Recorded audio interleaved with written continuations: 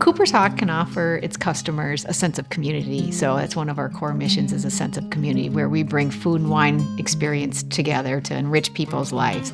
We have over 61 locations. We're in 10 states now, close to 8,000 employees all told. What's challenging about running our business on premises is we have to repeat everything for every location that we have. We have 61 locations, so we do everything 61 times, and it has to be manually touched by having it all on premise. So it can be challenging, time-consuming, and it just takes away from our operators.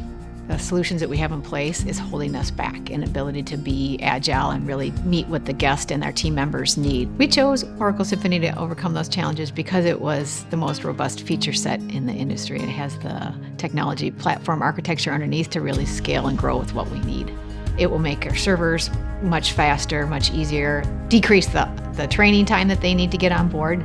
And likewise on our members or our guest side, it's going to make their life easier too, because they can interact with us in any way they want inside the restaurant, outside of the restaurant, and have it be seamless and not two different kind of experiences.